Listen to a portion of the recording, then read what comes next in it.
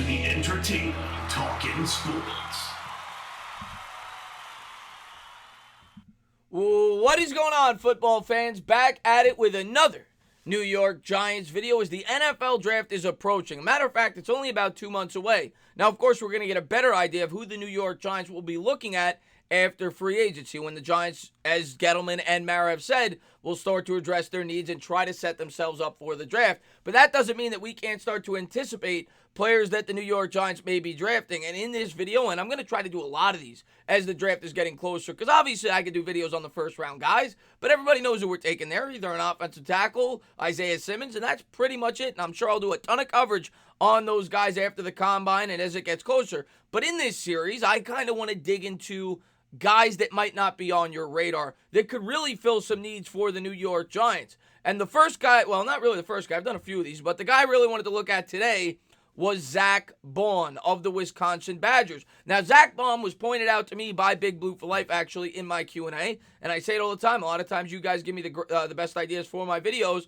and when I looked into Baun, when I looked at the notes, when I looked at the highlights, which I'm going to show you in a second, this is the type of guy that I think a lot of New York Giants fans might want to be looking at in round number 2 if we go with an offensive tackle in round number 1. And I'm going to give you guys all the strengths, all the weaknesses to his game. He is a bit undersized. He stands at 6'2", 240 pounds. He's an outside linebacker. And in terms of production last year at Wisconsin, he had a hell of a year. He had 12 and a half sacks, 19 and a half tackles for loss, 75 tackles, 2 forced fumbles, and a pick 6. So, in terms of production, Baun got the job done. And Wisconsin, in recent history, has certainly had some very good linebackers at the pro level, and I'll get into all of them when I start pulling up some quotes from some articles that I read about Zack Baun. One of which, of course, was Conley, who the Giants drafted last year in the 5th round. Now, when the Giants took Ryan Conley, most people viewed Conley as a guy that was probably going to be a special teams contributor. It's why he went as late as he did. People didn't view him as a guy that's going to be an every down linebacker. But when given the opportunity last year, Conley looked the part. And one thing that really stood out to Conley to me was he was a lot more athletic than people anticipated. And a lot of that, I think, had to do with his anticipation skills, which is one of the biggest strengths that people talk about with Baun. When I watched Conley, he looked a lot faster than what his 40 time may have indicated. And I don't expect Baun to have this unbelievable combine, which is probably why he's going to go in the late 1st to early 2nd round, which is where he's currently being mocked. I've seen him as early as 22. I've seen him as late as like the mid to late 2nd round. So he could be a prime target for the New York Giants at number 36 overall. Now, the only way we would take him, in my opinion, is if we go with an offensive tackle in the 1st. But this is definitely a guy you could look at. Another big strength of this guy, he actually had the highest grade of any prospect in all of college at the edge rusher position in coverage. So a lot of people think he could translate to potentially a middle linebacker that could drop back in coverage at the pro level, and he could do a variety of things. But like I said, his biggest con, from what everybody says, is his size. He's only 6'2", 240, and a lot of people don't view him as a guy that could play every down in a 3-4 alignment. Of course, the New York Giants last year were predominantly in the 3-4. That was the better scheme, even though, we definitely had different formations. But Joe Judge has said over and over and over again, and Patrick Graham, if you read a lot of his quotes in the past, they don't run a specific scheme. They want to run 3-4, they want 4-3, they want to run all different kinds of formations, and they want players that it can adapt. And this is the type of player that I think certainly could. The other biggest strength that I hear about this guy from every draft website that I visited was his IQ. And one thing that Joe Judge harps on over and over and over again is he wants smart coaches. Well, if you want smart coaches, you would think he'd want smart players. It goes hand in hand. And that is what everybody says about this guy. His anticipation skills, his ability to read offenses. And I'm going to get into a quote in a second from an article that I read as to why he feels like he's so good at reading offenses, how he can anticipate runs and passes and things like that before they happen. But that's what Joe Judge is going to be looking for. And this guy's a very intelligent football player, and I think he fits the mold of what the New York Giants are going to be looking for if, in fact, they are, looking to draft an edge rusher / linebacker in the 2nd round. This guy could be the guy that they very well look at. So we'll have to wait and see. But I wanted to jump into some of the quotes and show you guys some of the things I read about Baun and why he attributes his success at the collegiate level to his high school days when he was actually a quarterback. So this is the first thing I wanted to pull up. Now, one thing in the modern day NFL that's very important, and why I think a lot of New York Giants fans are enamored with Isaiah Simmons, is you need guys that can drop back in coverage. And you also need guys that are able to sniff out the run, not always with the running back, but sometimes with the quarterback. And Baun is known to be very good, at decoding that. And he attributes a lot of that to his days of being a quarterback in high school. With the spread offenses nowadays, everyone's running the zone read. It's exactly what I ran in high school, Baun said. I was a running quarterback. I was rarely handing the ball up in those zone reads. Players are so undisciplined in high school, I was keeping it every time. It taught me as an edge defender to be patient and to hold your water. And that's incredibly important, to not fall for that. We saw a guy win the MVP based over that with Lamar Jackson. Obviously, Daniel Jones is capable of running the RPO. Most modern-day quarterbacks have the ability to take off and run with it. And you need linebackers that are disciplined or are able to decode that and stay at home, and he is certainly able to do that. I also wanted to go over some of the strengths and the weaknesses to his game that I pulled off of several websites. They said he's very good at setting the edge. They said he's very fast.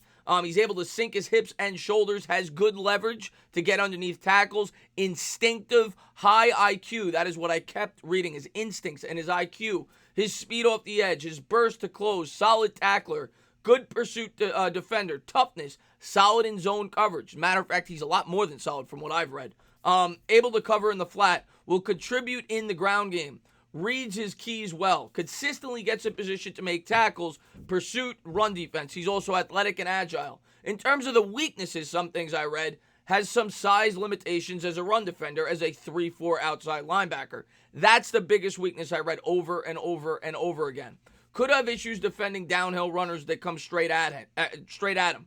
Can get knocked off balance by contact in the ground game. Lacks a length. Not overly strong. Could use more refinement in his moves, should get stronger. And, of course, like I just said, undersized as a 3-4 outside linebacker. So, his biggest limitation from everything I've read and why he's probably going to be a late first to early to mid-second round prospect is because of his size limitations. That's a big reason why I read last year that Josh Allen moved up, because he packed on 15, 20, 25 pounds of muscle, and he rose up draft charts because of it. This guy is still undersized, and a lot of people still view him as a situational pass rusher, which is why he may be there for the New York Giants at 36.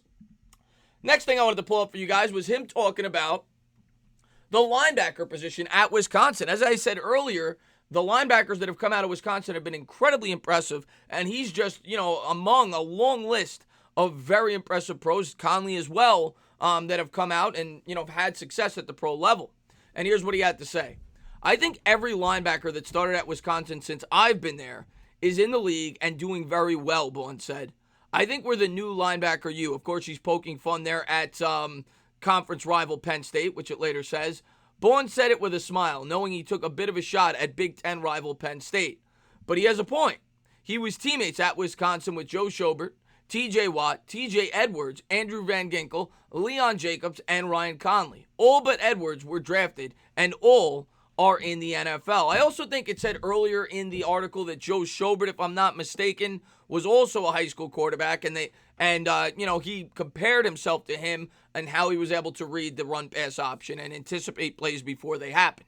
So, really good stuff. When I looked into Zack Baun, and definitely a guy that if I'm Joe Judge and the New York Giants and Dave Gettleman, that I really want to take a good, hard, strong look at. Gettleman, of course, in the past, as recently as last year, has shown a willingness to attack linebackers at that university. Of course, drafting Ryan Conley, it would make sense to bring Baun with Conley. They have familiarity playing with each other, and that'd be pretty cool to see them starting alongside each other for the New York Giants if one day it does happen. Conley, of course, has to fully recover from that injury, and I don't expect him to be back to 100% till probably mid-season at the earliest, but I think we're all really excited to see Conley this year, and it would be really cool to see if Zack Baun was drafted by the New York Giants if they were playing side by side. But I think this is the type of player that if the New York Giants are going to pass on defense in the first round and they go with the offensive line, this is the type of player that the New York Giants certainly could look at. Yes, does he have his limitations with his size?